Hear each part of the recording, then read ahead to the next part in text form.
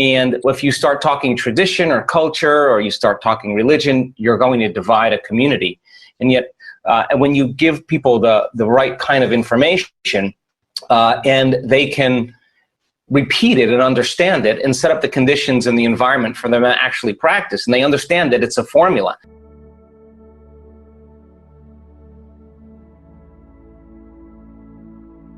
Well, I mean, I think the number one indicator for people's level of health has to do with stress. And as you know, stress is when the brain and body are knocked out of homeostasis. We have an innate mechanism, there's an innate intelligence, as chiropractors know, that the stress response is when the body does its best to return back to order. And it turns out that most stresses end up as psychological or emotional stress, and 75 to 90% of every person that walks into a healthcare facility in the Western world walks in because of a psychological or emotional stress. So, if there's three types of stress, physical, chemical, and emotional, then there's got to be three types of balance, physical, chemical, and emotional. And what we found out is that you can take care of those first two, getting somebody chiropractically in balance. You can have them do yoga, you can have them do Pilates, you could have them do massage, acupuncture. They could eat the right diet, they could, take the right supplements, do the right things to chemically balance their body. But if that emotional component isn't addressed, then you see a lot of repatterning in people's structure and their nervous system. And so my research is to demystify the process of being able to suppress the educated mind, to lower the lights in the thinking neocortex. And the whole purpose of meditation is to get beyond the analytical mind. And what separates the conscious mind from the subconscious mind is the analytical mind. So 95% of who we are is a set of memorized behaviors and emotional reactions, hardwired attitudes, beliefs, and perceptions.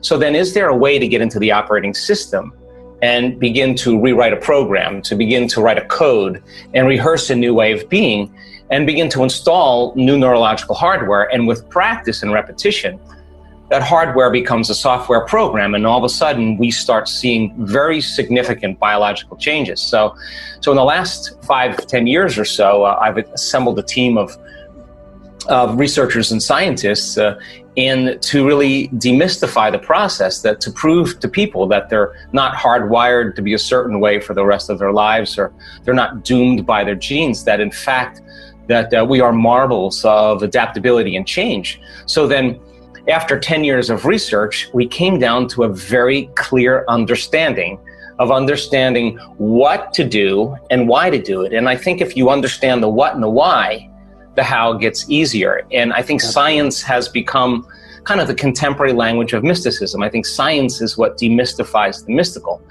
And if you start talking tradition or culture, or you start talking religion, you're going to divide a community. And yet, when you give people the right kind of information, and they can repeat it and understand it and set up the conditions and the environment for them to actually practice, and they understand that it's a formula, no different than a golf swing or dancing the salsa or learning how to cook Indonesian cuisine. It just takes practice. So we have a team of neuroscientists and geneticists, and we have a team of biologists. We partner with University of California, San Diego, and their research team there, and we're measuring biological changes to see, once you get beyond educated mind and you become conscious and you begin to interact with that intelligence, that innate intelligence, and give it a plan, a template, and then surrender and get out of the way and allow that autonomic nervous system begin to function, we have seen dramatic changes in autonomic function. We're talking about significant changes in stage 4 cancers or MS or lupus. There's a dramatic change. And the premise is really simple. And that is, your personality creates your personal reality. That's it. Yeah. And your personality is made up of how you think, how you act, and how you feel. So the present personality who's listening to this show has created the present personal reality called their life. Well, it makes sense. If you want to create a new life, you want to create a new personal reality, that means you got to change your personality. And I think most people try to create a new personal reality without changing who they are. Exactly. And so then what is the formula to become conscious of your unconscious thoughts? To notice how you act, how you speak, how you behave, to pay attention to how you're feeling. And the act of observing those states of mind and body, Dr. Ron, means you're no longer the program, because when you're the program, you're unconscious. So the first step to change is becoming conscious of that unconscious process. Turns out the word meditation literally means to become familiar with. Now, that's lighting a match in a dark place, and that means then when you sit down to create something new in your life, you're going to come up against all the things that have to change in order for you to arrive there. So that lighting that match in the dark place is all of a sudden coming up against thoughts like, I can't, it's too hard, I'll never change, it's my ex's fault, or, you complain, you blame, you make excuses, you feel sorry for yourself. These are all unconscious programs. You live for 20 years of feeling guilt, but you don't know it's guilt because you feel that way for the last 20 years. It becomes normal. It becomes normal, right? It becomes you. So then the premise is then once you become conscious of those unconscious states of mind and body, so conscious and so familiar with them, you wouldn't go unconscious to them in your waking day. Now you're out of the bleachers and you're on the playing field. So then the next fundamental question is, if meditation is to become familiar with, what thoughts do I want to fire and wire in my brain? And if I pay attention and I have intention, our research shows you begin to install new circuits in your brain. Keep repeating it, keep firing and wiring, and that hardware becomes a software program, and all of a sudden you hear the thought in your head that says you can. Anything's possible. There's nothing magical there. You install the circuitry. So then if you could close your eyes and say, who do I want to be when I open my eyes, when I start my day? What behaviors do I want to demonstrate? The act of mentally rehearsing who you want to be and going through the actions in your mind, when you're truly present and truly focused, the brain doesn't know the difference between the real life experience and what you're imagining. So then you install more neurological circuits in your brain, because typically the neocortex is a record of the past. Now you're priming the brain to the future. If you keep repeating it, the hardware, by firing and wiring, becomes a software program, and all of a sudden you start behaving like a happy person. Well, there's no magic there. You actually prime the brain for those behaviors. And now here's the tough part. Can you teach your body emotionally what that wonderful practice, what that wonderful life, what that wonderful future could be like, and not wait for the event to happen so that you can feel joy or feel freedom or feel love or abundant? That's the old model of reality, of waiting for something outside of us to finally change, to take away our emptiness or lack. The deal is that when you begin to condition your body emotionally into the future, now you're no longer living by cause and effect. You begin to cause an effect. And so when people trade limited emotions like fear or anxiety or frustration or resentment for elevated emotions like gratitude and freedom, it's that heart-centered state that begins to cause the body to literally emit information and energy.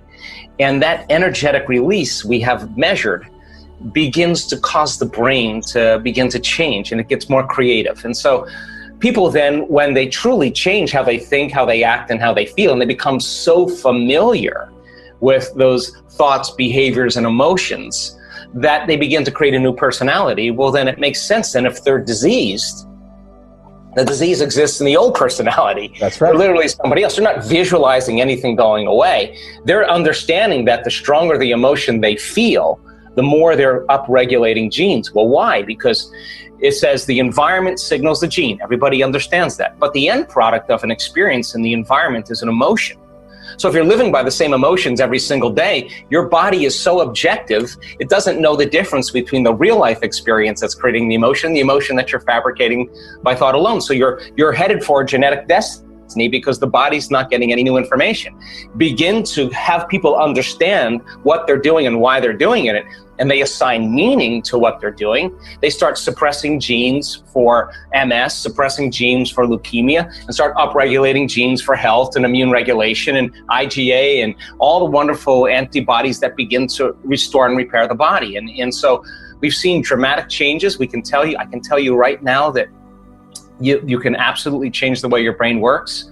You could absolutely make your heart more balanced. You could lengthen your life. You could upregulate genes, 8 different genes that have to do with cancer suppression and tumor cell growth, to grow new neurons in your brain, to diminish oxidative stress, to stimulate stem cells to go to damaged tissues and repair them. Research shows that you can do that in 4 days. And so I think this is a time in history where it's not enough to know. It's a time in history to know how. And common people around the world are doing the uncommon, and it's like a 4-minute mile.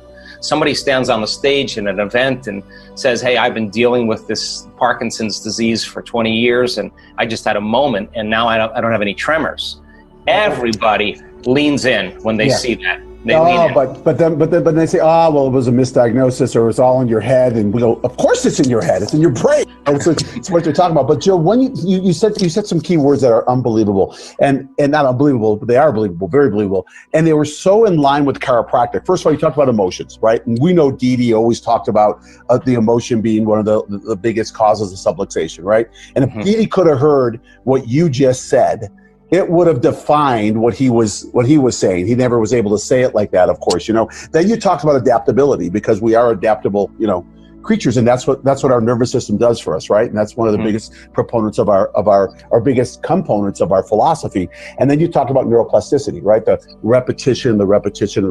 And it just took me back to, I don't know if you've been seeing the Michael Jordan show that's been on TV, the Last Dance, the 10 documentary series. No, I've read about the comments about it. Yeah. Yeah, you've got to see it if you have a TV at some point, or you'll catch it somewhere. But, the guy just programmed his mind. Like, it doesn't matter how he did it, but he just started thinking. He would get his mind into a certain shape. Or before an athlete, as in the Olympics, when they're doing this kind of stuff down the track with headphones, they're not listening to music per se, but they're just programming, right? And being able to do that stuff and getting their minds right. And God, what you said was just so full of phenomenal stuff. How we're not victims of we're victims of ourselves, right? We're not victims of anything out there. We can change anything we want to change. Oh, let's talk about the definition of a victim.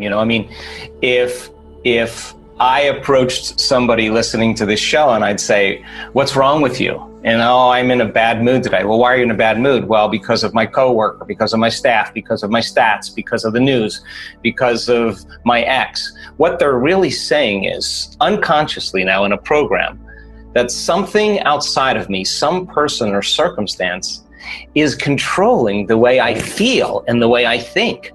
And anything that's controlling the way you feel and think makes you victim to your environment. Now, that unconscious program then means that a person who's living by that every day will be more susceptible to any condition in their environment, because it's their response to the environment that is squandering the amount of energy they need to heal. So then in order for them to heal, then they have to turn the battleship around and say, well, wait a second. I could complain, that would be normal and natural. I have 1,000 reasons to be unhappy. But instead of allowing my environment to control how I think and feel, what if how I think and feel can produce an effect in my environment? Now all of a sudden, the game changes, because you are going to inhibit those thoughts, behaviors, and emotions.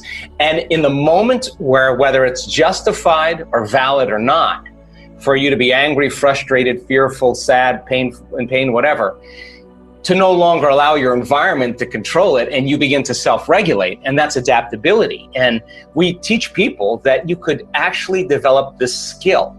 And when you do it properly, and you get back into that kind of heart and brain coherence, you save yourself from going unconscious for the remainder of the day and running some type of program. So it feels unnatural in the beginning, because basically, the hardest part about change is not making the same choice as you did before. And the moment you decide to make a different choice, buckle up, because it's going to feel uncomfortable. It's going to feel unfamiliar. You are going to leave known territory, and you're stepping into the unknown.